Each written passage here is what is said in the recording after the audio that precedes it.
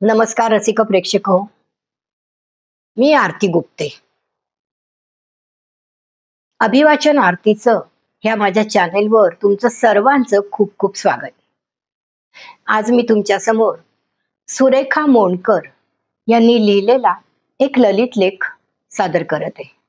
पण त्यापूर्वी आपली नेहमीची सूचना, जर आजचा व्हिडिओ आवडला तर जरूर लाईक करा, शेअर करा आणि चॅनेलला नवीन असल्यास सबस्क्राईब करा.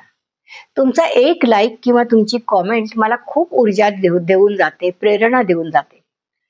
माझ्याप्रमाणेच लेखिकेला सुद्धा तुम्ही जर हे सगळं लाईक कॉमेंट केलं तर खूप आनंद होईल. त्यासाठी जरूर लाईक कॉमेंट करा जर व्हिडिओ तुम्हाला आवडला तर. ऐकूया आपण.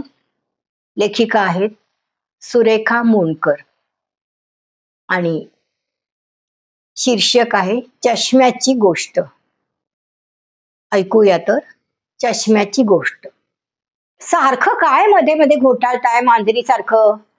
अगो, आंघोळीला जाताना मी इथे चष्मा काढून ठेवला होता, गेला कुठे? काय चाललंय हो या खोलीतून त्या खोलीत? अजून नाही का सापडला? नाही ना, इथेच तर ठेवला होता.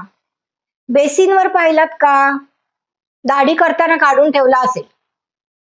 चष्मा काढून कोणी दाढी करतं का? काय गळा कापून घ्यायचाय मला? उलट उत्तर देणं तुमच्याकडूनच मुलं शिकलीत, दुसरं काही नाही. विषय चाललाय चष्म्याचा, तू मध्येच मुलांना कुठे घुसडतेस? बरं बरं, टी शर्ट काढताना बेडवर नाही ना ठेवलात? मला टी शर्ट काढताना चष्मा काढावा लागत नाही. उद्धटपणे बोलायला तुमच्याकडूनच चष्मा. तुम्हाला समोरचं काही दिसेल तर शपथ. अगो, चष्मा नाही तर कसं दिसेल मला? वाद घालू नका. शेवटी काय, मला शोधायला पाहिजे आता. जरा पेपर वाचत बसले ना तर सुरू झाला तुमचा गोंधळ. माझ्याशिवाय अगदी पान म्हणून हलायचं नाही ना तुमचं. शांतपणे पेपर देखील वाचायला देत नाही तुम्ही मला. मीच शोधते आता. कम्प्युटरच्या टेबलावर पाहिलात, सोफ्यावर, त्या टीव्हीच्या बाजूला. तू इकडे ये आधी. आता मला माझ्या पद्धतीने शोधू दे हा, बरं का? तू आधी इकडे ये. आवाज खाली. ती अक्षय कुमार स्टाईलनी म्हणाली. शोधते ना मी, मग काय आता उगीच. आधी तू इकडे ये. काय? नाईलाजानी जवळ जाऊन तिने विचारलं. हे तुझ्या नाकावर काय आहे? ती तर कधी नाकावर माशी पण बसू देत नाही. हा, नाकावर राग मात्र बसलेला असतो कधी कधी. काय आहे नाकावर?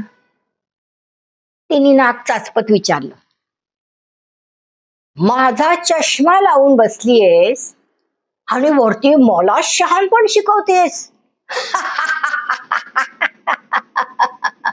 खो खो हसत त्याने तिच्या नाकावरचा आपला चष्मा काढून घेतला.